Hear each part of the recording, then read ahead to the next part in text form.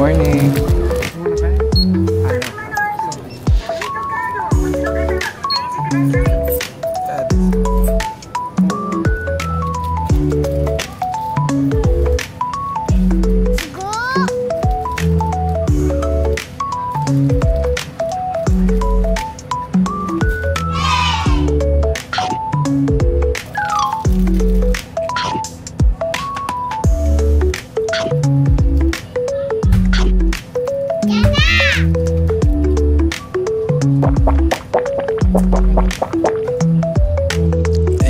Good morning. So ayan, nag-breakfast tayo dyan quickly sa Family Mart. Today, pupunta tayo ng Tokyo Museum. Malapit lang, nandito lang ako ngayon sa area ng hotel. Sa My Stays ako nagsistay. Tapos sa Inaricho area to. Meron ng subway station dito kaya accessible din naman siya. So paglabas lang din, malapit yung Family Mart, 7-Eleven. Actually meron ng Yoshinoya sa tapat eh. Ito, ayun siya. Nakita nyo ba? May Yoshinoya. Tapos, kung hindi ako nagkakamali, isang station lang ata or dalawa from dito sa Inaricho pupunta ng Ueno. So, let's go!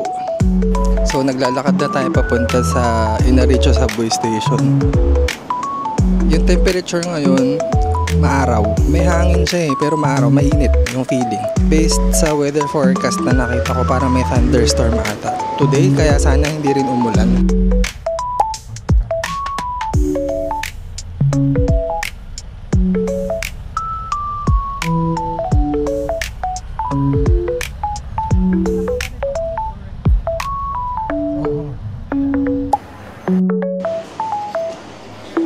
So pababa na tayo sa subway station.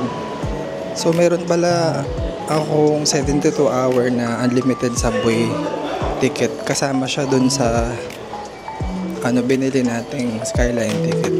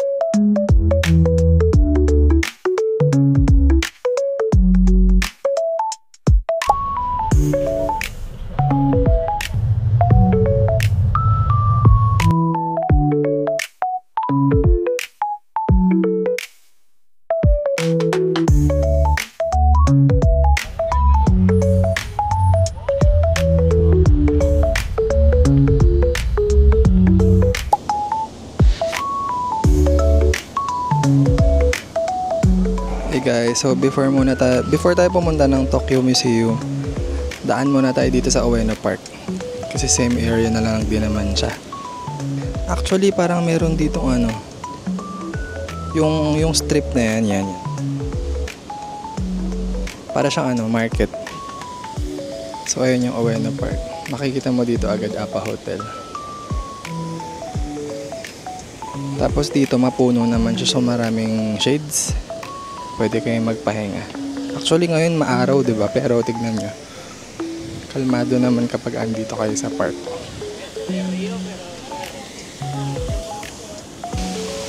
Medyo marunong na tayong gumamit ng mic. Lagay natin dito. Tingnan natin kung maririnig sa editing. Libot lang tayo dito saglit sa park habang hindi pa masyadong tirik yung araw. Pag 12 na kasi nasa bumbunan na natin yung araw. Tsaka tayo pupunta sa sa area na may bubong, sa indoor.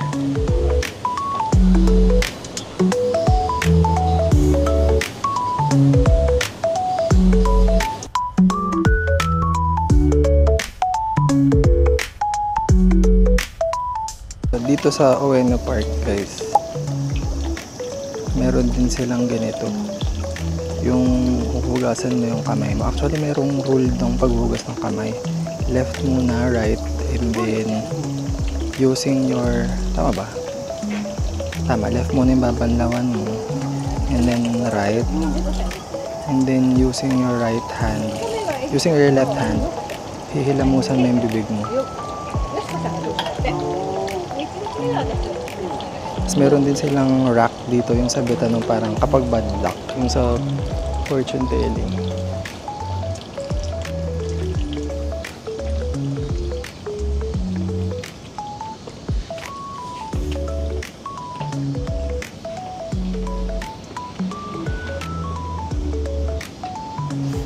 Sobrang pawis na ako.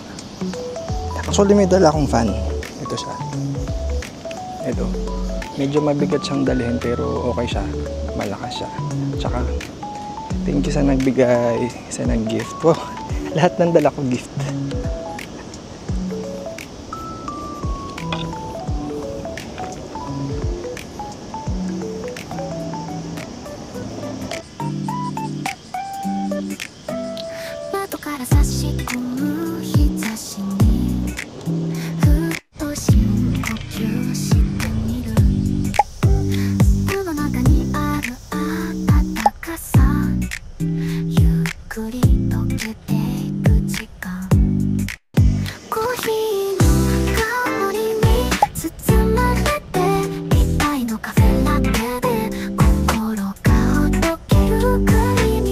So, hey guys.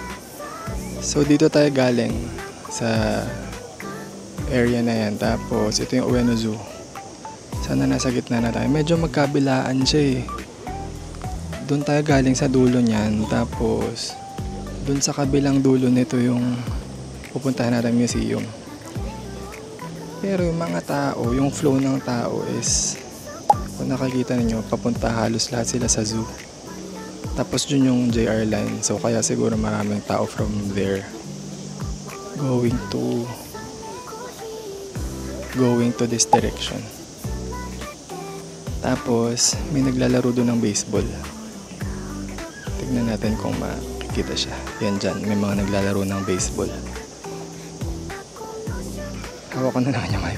Ganito pa rin ako humawak ng mic kasi parang nakakahiya rin magsalita ng malakas ng boses. So bumubulong lang ako ngayon pero hopefully sa editing medyo malakas siya. Sobrang basa na ako ng pawis actually guys. Buti nakasandol lang ako na white. Hindi halatang basa ako ng pawis. Pero super. Pero may dala naman tayong fan, towel. Prepared tayo. Let's go!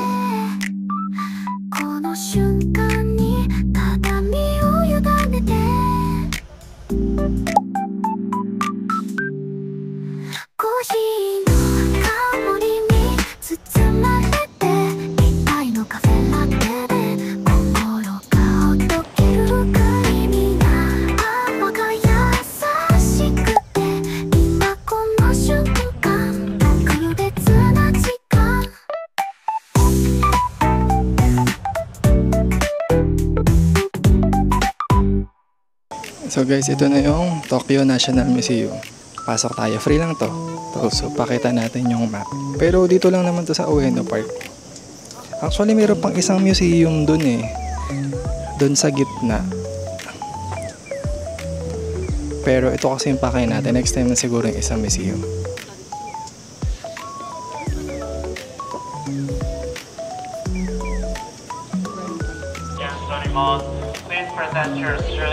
So, andito na tayo sa museum. Meron siyang bayad guys. 1,000 yung regular exhibition for an adult. Tapos iba yung prices din sa iba. Kapag student ka ata with disabilities, siya, free lang siya. So, yan. Yung una akala ko nga free kasi 'di ba yung mga National Museum ganyan. Normally free naman siya pero ito may bayad siya. So, yan. Tickets. Let's go inside.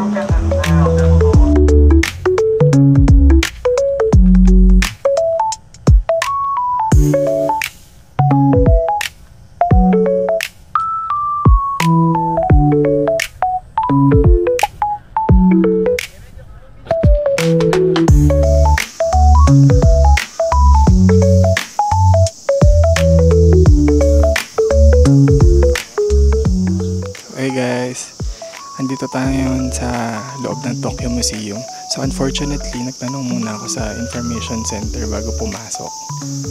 Ang advice is bawal daw yung mga camera na parang in stick form. Eh diba DJI Osmo Pocket yung dala natin. So parang stick form daw siya. So hindi siya pwedeng gamitin sa loob. And apart from that, ang dahilan din bawal mag-record ng video kasi not all of the spots tsaka not all of the pieces sa loob ng museum is bawal siyang, I mean pwede siyang videohan or picturean, yung iba talaga prohibited. So parang ano ka lang, depende lang sa area kung pwede ka mag-picture or hindi. So ayun, buti na lang meron tayong nakitang dito spot na outdoor terrace siya. So ayan, tumakas tayo para mag-video. Hindi allowed naman siya, so parang hindi siya tumakas. Pakita ko sa inyo yung area.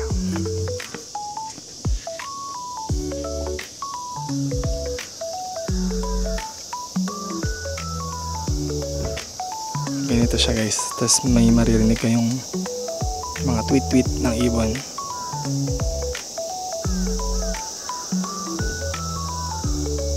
Ano to? Lababo? Lababo ba to? Oo nga. Or baka fountain siya. Bumubulong lang din ako guys kasi sobrang tahimik sa loob. Tignan nyo ganito lang yung ganito kapag nasa shaded area. Tapos pag nasa arawan na. Okay, so lalabas na tayo. Pupunta na tayo ng Imperial Palace. So parang 3 to 4 stations away ata siya dito sa subway. So let's go.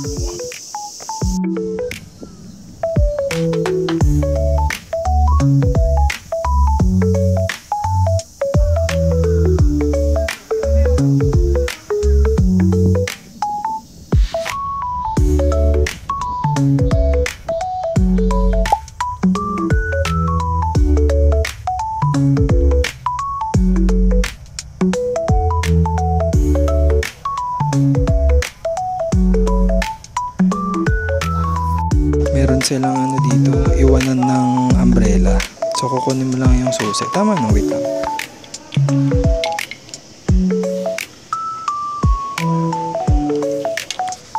So tama. Ano siya? Pwedeng iwanan ng umbrella. Free. Kukunin mo yung key.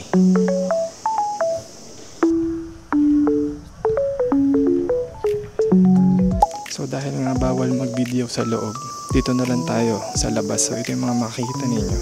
Ito hindi naman siya pwedeng puntahan, naka-close siya. Hindi ko alam kung may time siya. Tapos ito yung other building, ito yung Asian Gallery. Tapos ito yung nasa gitna. Tapos marami rin siya, maraming floors. Actually yung iba aabot ng 5th floor. Pero namili na lang ng pupuntahan kasi nga syempre may hinahabol tayong itinerary for today. Tapos, kung naabutan kayo ng gutom dito or lunchtime, malapit sa Tokyo Museum, meron dito, ganito. Ano ba tayo dito? Ekote, Ueno Cafe and Restaurant. Meron ditong Starbucks, meron parang Korean restaurant, may pastry restaurant, may cafe. Tapos meron din kombino. Ito, kombino yan. So maghahanap tayo ng pwedeng kainan. Hello, tignan nyo.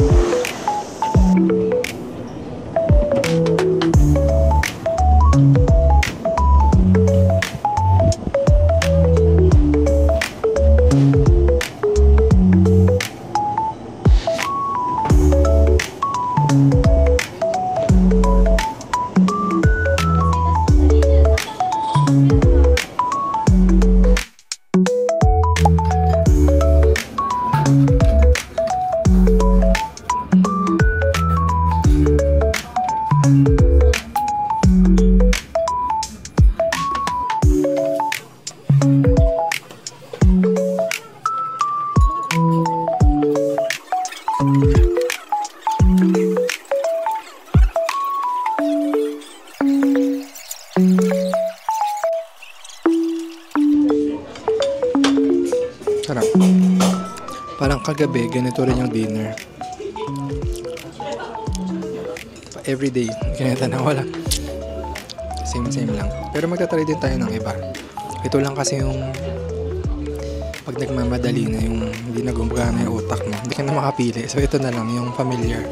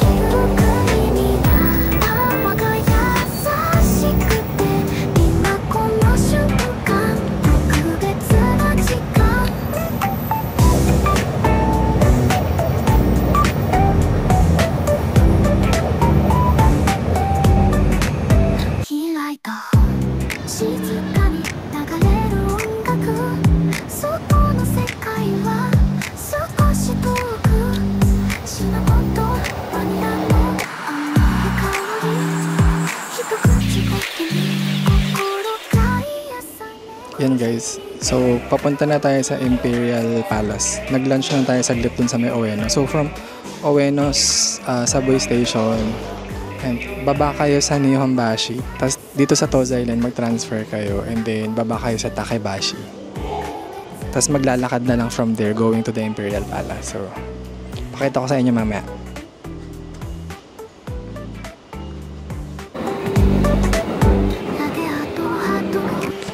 Ayan guys, so dito tayo bumaba. Nakikita ba? Yung dito tayo bumaba sa station na to. So parang meron tatlong gate na pwede, 'di ba? Ayan.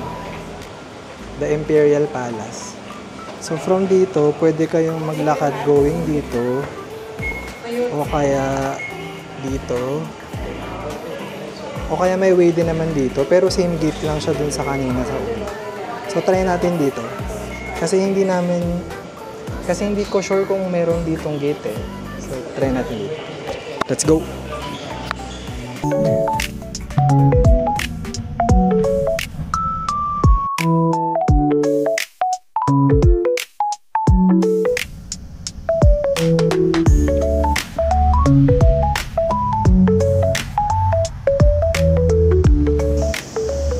So, ayun yung Takebashi Station guys. So, paglabas, left side, ito na siya. Ito na Imperial Palace. Pero i-check nga natin kung merong ano dyan, open na gate. Alam nyo guys yung ano, Fort Santiago sa Intramuros, parang ganun tong vibe na binibigay na ito. Let's go! Diba, ibang-iba na yung itsura natin ngayon kaysa kanina umaga. Sobrang init. As in. Ngayon medyo makulimlim. Sinabi ko nga kanina morning, possible na magkaroon ng thunderstorm or baka umulan. Actually kanina dun sa Tokyo Museum, umaambon na bago pa ako pumasok dun sa Asian Gallery. Pero paglabas naman, maaraw ulit. So very unpredictable talaga yung weather. So tingnan natin. Ito pa lang Imperial Palace. Nagko-close siya ng lunchtime. So parang 9 AM magbubuka siya. Magko-close ng lunchtime. Tapos ang bukas niya is 1 PM na. So kailangan talaga nakaschedule yung itinerary niyo pag pumunta kayo dito kasi baka matimingan yung sarado siya. Init.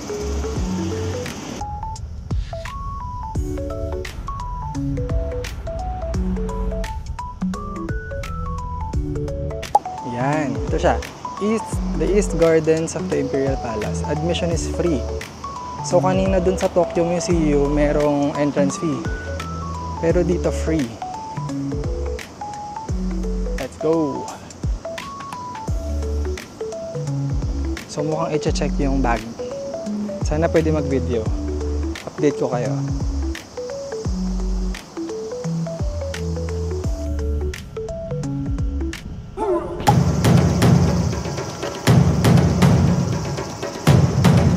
So sa security check, mabilis lang naman.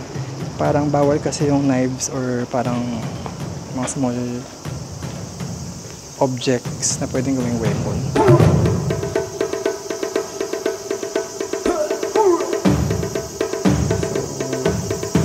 ganito itsura niya pagpasok. Meron ditong vicinity map. Pakita ko sa inyo.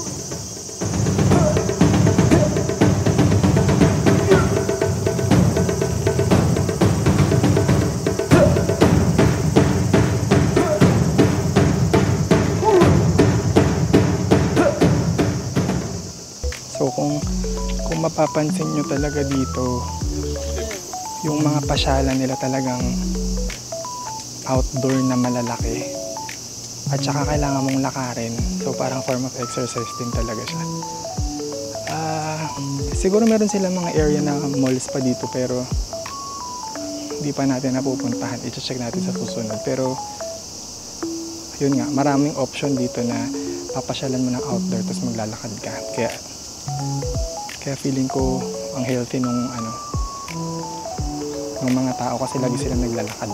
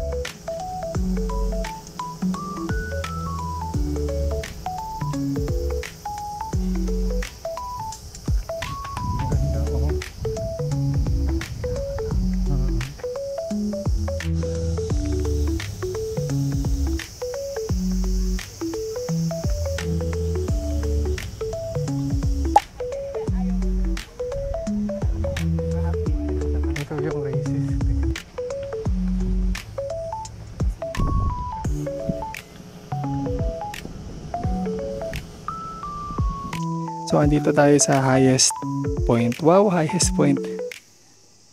Itong East Garden of the Imperial Palace. So, ito yung mga pwede nyong makita ang structures. Ayan, parang mosaic tile something. And then, maganda yung view, tsaka mahangin. Sakto maganda rin yung weather. Ngayon, kasi kanina sobrang init. Ngayon medyo makulimlim. Di ba ang bilis magbago ng weather? Kanina nung paakyat tayo dito sobrang init, tapos ngayon makulimlim na. So ito lang yung buong top area. Merong bench, pwede kayo magpahinga. Then makikita nyo lang yung view. Parang nasa gitna siya, kaya makikita mo yun na yung buong area. Ayan siya. Nice, peaceful. Meron yung mga nakaano dun eh. Meron mga nagpipiknik dun banda sa baba. Nakalatag sila naglatag sila and then nagpiknik. Nakahiga sila dun. Ayan, tapos meron nagtutour sa likod. English. So pwede kang makikinig ba tayo? Para malaman natin yung history. After pala nito, pupunta ako ng Ginza. So magtitingin-tingin na ng pwedeng mabili doon. Tsaka mapasalubong. Actually, ang goal ko lang talagang mabili is sapatos. So, yan. Pakita ko pa sa inyo yung ibang dito, ibang area, ibang spots.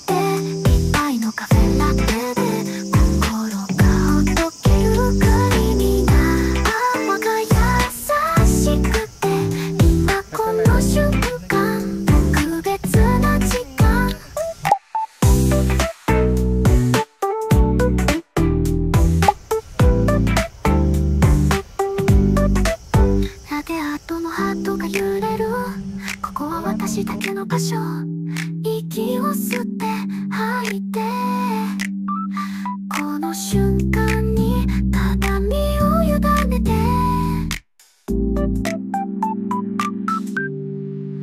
コーヒーの香りに包まれて一杯のカフェラテで心がほどけるく意味が泡が優しくて今この瞬間特別な時間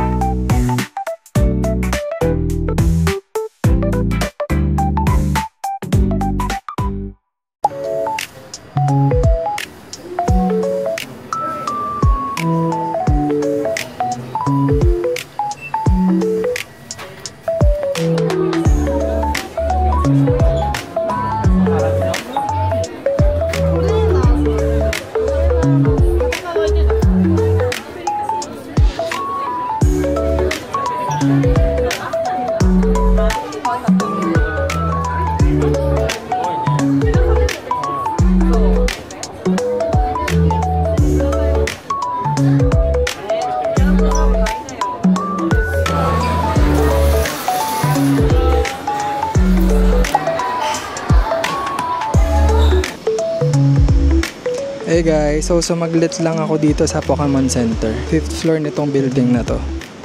Ayan, yung building na yan. Merong Pokemon Cafe din dyan. 5th floor. Nandun din yung Pokemon Center. Dyan. Dyan siya.